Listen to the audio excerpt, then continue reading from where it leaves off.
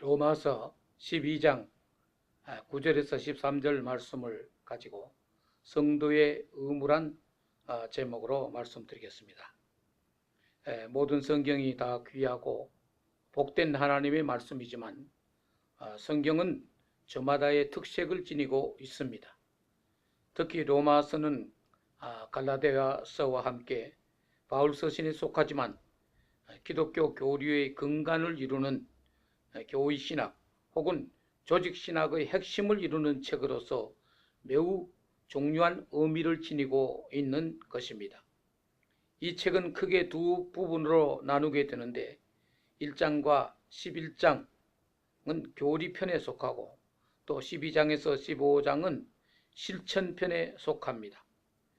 교리의 근간을 알고 이해했으면 그것을 아는 데 그치지 않고 생활 속에서 실천으로 행해야 할 것을 말씀하고 있습니다. 사람들은 흔히 말하기를 로마서는 교리의 책이고 야고보서는 행함 실천의 책이라고 하는데 실제 교리서인 이 로마서나 갈라디아서 내에서도 보면 후반부에는 실천편에 함께 있는 것입니다. 고로 기독교는 말, 교리의 교회가 아닌 말과 행위, 실천이 함께하는 종교임을 알 수가 있는 것입니다. 본문 로마서 12장 성도의 실천에 관한 서두로서 사랑을 실천하는 성도가 될 것을 말씀하고 있는 내용인 것입니다. 오늘 이 본문을 중심으로 성도의 의무를 찾아볼 수 있다고 봅니다. 첫째, 성도는 소속인 즉 멤버로서의 자리 잡아야 할 의무가 있습니다. 성도라는 말은 거룩한 무리라는 뜻으로 하늘나라 백성으로서의 소속을 뜻하는 용어입니다. 원래는 믿음으로 거듭난 백성에게 쓰여질 수 있는 신앙적인 용어라고 할 수 있습니다. 일반적으로는 교인이라고 부르게 되는데 이는 그야말로 멤버를 뜻합니다.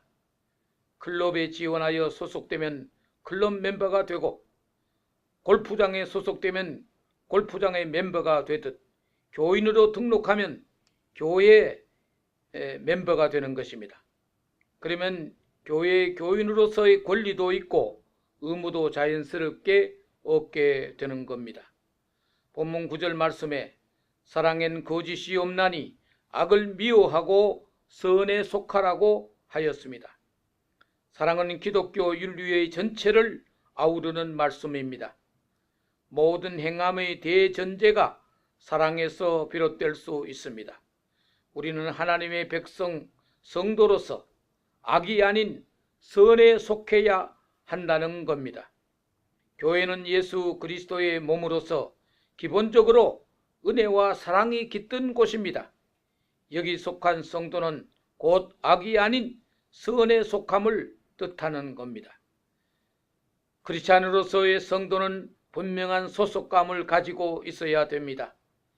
기본적으로 교회에 속한 교인이요 하나님의 백성이 된 성도로서 본인의 소속을 확실히 해야 할 필요가 있는 것입니다. 최근 인터넷상에 보면은 교회를 비난하고 기독교를 비난하는 것들을 많이 보게 됩니다. 대형교회의 세습 문제, 또 목사 개개인의 비리 등등. 그런데 우리 기독교인들은 기본적으로 교회에 속한 사람이기 때문에 그런 비난이 실제로 일어난 사건이라고 할지라도 거기에 맞장구를 치고 부와 내동해서는 안 된다는 것입니다. 다른 사람이 내 식구, 내 자식의 잘못을 지적하는 말에 맞장구 치고 합세하는 것과 같은 일인 것입니다. 그러므로 마음 아프고 가슴 아프지만 우선 내 가족, 내 멤버이기 때문에 우선은 감사하고 그를 위해서 기도하는 그런 자세가 필요한 것입니다. 그 멤버는 소속된 사람은 자기가 속한 그 단체, 그 그룹을 위해서 충성해야 할 의무가 있는 것입니다. 예컨대 같은 대학에서 같이 공부하던 대학생들 가운데도 일부는 군에 가서 전투 경찰대로 데모를 막는 그런 역할을 하고, 또 일부 학생들은 여러 가지 문제로 사회적인 저항 운동을 하면서 데모를 합니다. 그래서 같은 얼마 전까지만 같은 캠퍼스의 동료였지만 이제는 서로 맞닥뜨려서 한 사람은 데모를 진행하고 한 사람은 데모를 막는 전투 경찰에 소속되게 되었다면 그는 어떻게 처신해야 되는 게 맞습니까?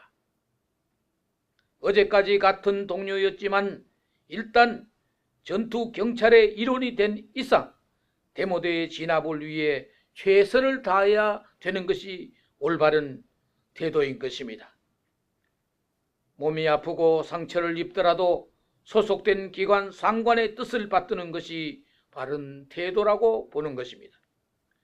우리 성도들은 기독교를 방어하고 예수교를 위하고 더 좁히면 우리 교회, 아무개 교회를 위해서 최선을 다하는 것이 성도의 의무인 것입니다. 물론 기본적으로는 교회는 그리스도의 몸이라는 선을 전제로 하고 있는 말인 것입니다. 인간이 모인 곳이니 실수도 잘못도 있을 수 있습니다. 그것은 그 나름대로 해결하는 방법이 따로 있고, 일단 성도는 소속된 소속인으로서 기본적인 의무를 행해야 된다는 것입니다. 둘째는 성도는 사랑의 의무를 실천해야 합니다. 본문 10절 말씀에 형제를 사랑하여 서로 우애하고 존경하기를 서로 먼저 하라고 하였습니다. 우리 성도들은 사랑의 의무를 실천해야 합니다. 일반 사회 멤버와 교회 멤버의 뚜렷한 차이점이 있습니다. 일반 사회에는 멤버 우선주의입니다. 멤버에게 모든 우선권, 그 프라이오리티가 주어집니다. 그러나 교회는 멤버 아닌 초신자, 보다 연약한 사람에게 더 우선적인 배려와 사랑이 주어지게 되는 것입니다. 중요한 것은 상대방이 내게 먼저 사랑을 베풀고 존경해 주기를 바라는 대신 내가 먼저 실천하는 것이 중요한 포인트가 되는 것입니다.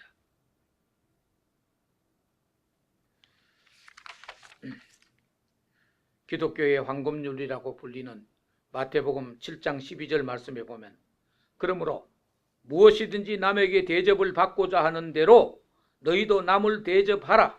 이것이 율법이요 선지자니라고 말씀합니다.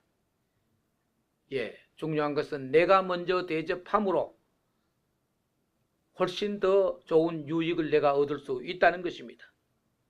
짐승도 먼저 대접하면 좋은 곳으로 보답합니다. 양계하는 사람이 닭을 위해서 잘 먹이고 잘 관리하면 좋은 계란을 얻게 됩니다. 소나 돼지를 기르는 목장주들은 그 짐승을 위해서 최선을 다할 때 좋은 결과를 얻게 되는 것입니다. 식물도 그렇습니다. 사과를 재배하든지 과일, 채소 등등을 재배할 때 좋은 흙에, 좋은 거름에 여러 가지 서비스를 할 때 그 식물도 인간을 위해 아름다운 것으로 보답하는 것입니다. 세상 원리가 다 그렇습니다. 하나님도 그렇습니다. 무엇을 해주기를 바라고 기대하기보다 내가 먼저 우선적으로 대접하면 하나님의 손길은 반드시 틀림없이 정말로 내게 미쳐지는 것입니다. 존 F 케네디 대통령의 취임 연설은 세월을 두고 굉장히 유명한 명연설이 되었습니다. 그의 그 취임사 가운데 국민 여러분들이 나라가 무엇을 해주기를 묻지 말고 여러분이 국가를 위해서 무엇을 해줄 것인가를 물어달라고 했습니다. 그렇습니다. 교회가 나를 위해서 뭘 해주기를 바라기보다도 내가 하나님의 몸된 주의 몸된 교회를 위해서 무엇을 할 것인가를 묻고 생각하는 그런 자세가 필요한 것입니다. 세 번째, 성도는 근면 성실해야 될 의무가 있습니다. 11절에 보니까 부지런하여 게으르지 말고 열심을 품고 주를 섬기라고 하였습니다. 이 말씀은 성도들이 모든 삶에서 성실할 것과 그런 성실의 바탕에서 하나님을 섬길 것을 말씀하고 있습니다. 근대 기독교는 미국의 첫 이민자였던 청교도 정신이 배어 있습니다. 이들의 생활 신조는 철저한 기독교 신앙 안에서의 근면과 성실이었던 것입니다. 그런 삶은 바로 생활의 윤택과 더 나아가 부유함에까지 이르게 된 것입니다. 그런 사회적 현상이 국부를 낳게 된 것이고 또 그런 그 부가 오늘날 자본주의를 창출했다고 학자들은 말하고 있는 것입니다. 아브라함만이 복을 받은 것이 아닙니다. 역사적으로 모든 성도들은 이런 근면성실한 삶의 규범 때문에 잘 살게 되고 국가적으로도 부흥하게 된 것입니다. 우리는 부지런하여 게으르지 말고 열심을 품고 주를 섬기라는 이 주의 말씀을 사랑할 뿐만 아니라 이 말씀을 실천하는 성도가 되어야 될 줄로 믿습니다. 네 번째는 성도는 소망 중에 살면서 헌신 봉사해야 합니다. 12절 13절의 말씀은 성도는 소망 중에 살되 헌신 봉사의 삶을 살아야 된다고 주문하고 있는 말씀인 것입니다. 소망 중에 즐거워하며 환난 중에 참으며 기도에 항상 힘쓰며 성도들의 쓸 것을 공급하여 손대접하기를 힘쓰라고 한 말씀이 그것입니다. 하늘의 소망을 두면 지상의 삶이 훨씬 여유를 가지게 되는 것입니다. 저는 30여 년 전에 이 호주로 이민이 결정되고 난 다음에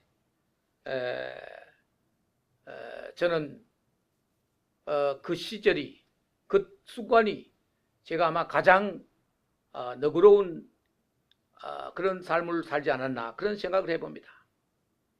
당시만 하더라도 이 호주는 참 월등히 선진국으로서 모든 사람이 가기를 원하는 그런 국가였습니다. 제가 이렇게 가게 되니까 마음이 훨씬 너그러워져서 쓰던 물건들 있는 것들 많은 사람들에게 나누어 주고 또 여유를 줬습니다. 나는 뭐 이렇게 좋은 나라에 가니까 뭐 이런 거 필요 없겠다 싶어서 많이 주었던 그런 기억이 납니다. 이렇게 새로운 소망이 있을 때, 눈앞에 확실한 소망이 있을 때 우리의 이 세상의 삶은 그렇게 각박하지 않습니다. 보다 더 헌신하고 봉사하는 삶을 살 수 있게 된다는 것입니다. 우리 성도들은, 기독교들은 과거부터 일주일에 하루는 꼭 쉬고 또 하나님 앞에 예배드리는 날로 정했습니다. 과거 우리 민족들은 휴일 개념이 없었습니다. 그 1년에 명절이나 며칠 쉬지 뭐 어느 날 쉰다는 개념이 없었는데 우리 기독교가 들어오고 나서 일주일에 한 번은 꼭 쉬는 날로 정해졌습니다. 그리고 우리 크리스찬들은 또 대개 11조로 하나님께 드리기 때문에 10분의 1의 물질을 하나님 앞에 바치면서 헌신했습니다. 그렇게 보면 남이 7일 일할 때 6일 일하고 남이 열을 가질 때 나는 9만 가진다면 우리는 남보다 7분의 1을 못 살고 10분의 1을 더 부족하게 살아야 되는 것이 산술적인 계산인 것입니다. 그러나 어떻습니까? 세월이 지나고 나니까 우리 기독교인들의 삶은 일주일 내내 일하는 사람보다도 열을 다 자기를 위해서 쓰는 사람보다도 훨씬 더 잘 살게 되었다는 것입니다. 이것은 이 세상에 살아간 모든 결과가 사람의 계산대로, 사람의 주판대로, 사람의 계산기대로 되는 것이 아니라 하나님의 축복에 달려 있다는 것입니다. 우리 한국만 해도 실제 기독교 인구는 전체 20%도 안 되는데 나라의 고위직 국회의원들이나 여러 분야에 특별히 연예계나 예술계 이런데 그 지도층에 있는 사람들은 대개 기독교인들이 월등히 많은 것을 보게 되는 것입니다. 왜 이렇게 많은 지도자가 산출되는가? 바로 헌신 봉사의 의무를 하면서 살았기 때문에 이 기독교적인 리더십이 발전이 된 것입니다. 크리스찬의 리더십은 헌신하고 봉사하는 데 있는 것입니다. 마태복음 20장에 우리 크리스찬으로서의 훌륭한 리더십의 그 본보기를 보여주고 있습니다. 너희가 크고자 하면 섬기는 자가 되고 으뜸이 되고자 하는 자면 종이 되어야 될 것이니라. 이 말씀이 바로 기독교의 리더십을 배양하는 근거가 되는 말씀인 것입니다. 본문 13절 말씀에 믿음 없는 사람에게 명한다면 얼마나 큰 부담이 되겠습니까? 성도에 쓸 것을 공급하며 손 대접하기를 힘쓰라고 했습니다. 내가 무슨 팔자길래 내 아닌 다른 성도들의 쓸 것을 공급하고 그 어렵다는 손 대접을 하라고 하느냐 하고 불평하고 한탄할 수도 있을 것입니다. 그러나 그리스도의 사랑으로 하는 성도들에게는 이보다 더 좋은 즐거움이 없고 이보다 더 좋은 기쁨이 없는 것입니다. 결론적으로 말씀드리겠습니다. 우리 안중근 의사 유목 가운데 박학, 의문, 약지, 의례라는 글이 있습니다. 넓게 학문을 배우되 예를 지키라는 뜻입니다. 예란 오늘날로 말하자면 나타나는 행위요 실천인 것입니다. 많이 널리 배웠으면 삶과 행위에 그것이 나타나게 해야 된다는 것입니다. 그리스도인도 마찬가지입니다. 말씀을 많이 듣고 많이 배웠으면 그 삶에서 행위에서 열매가 나타나야 되는 것입니다. 그것이 바로 사랑의 실천인 것입니다. 오늘 말씀은 성도들은 그리스도에 대해서 알고 배운 만큼 행해야 한다는 것입니다. 선에 속한 교회에 속한 소속인으로서 사명감을 가지고 사랑의 실천자가 되고 생활에서는 근면 성실하고 그리고 소망 중에 살면서 항상 이 땅 위에서 헌신 봉사의 기쁨으로 헌신 봉사의 삶을 기쁨으로 수행해야 한다는 것입니다. 이것은 우리에게 주어진 짐이요 의무지만 무겁고 힘든 짐이 아닌 기쁨의 짐이 되는 것입니다. 여러분, 어깨에 짐이 있다고 다 괴로운 것이 하고 다 힘든 것이 아닙니다. 예컨대 새 어깨에는 두 날개가 쥐어져 있습니다. 이 새들이 이 날개를 활용할 때 공중 높이 날고 먼 곳으로 여행할 수가 있습니다. 그런데 새들 중에는 이 날개를 쓰는 것을 괴로워해서 쓰지 않음으로 말미암아 결국은 날개가 퇴화되어서 날지 못하는 새들이 많습니다. 특별히 뉴질랜드 지방에 그런 새들이 많은데 얼마나 불행인 것입니까? 어깨에 지워진 짐을 기쁘게 활용하면 우리는 저 공중 창공 높이 날 수 있지만은 그 짐을 무겁다고 생각하고 괴롭다고 생각하고 나태해지고 게을러지면 한없이 초라한 사람으로 전락하게 되는 것입니다. 사랑하는 성도 여러분, 오늘 하나님께서 우리에게 주신 짐은 우리를 괴롭게 하는 것이 아니라 저 하늘 높이 날게 하는 훌륭한 리더가 되고 지도자가 되게 하는 것입니다.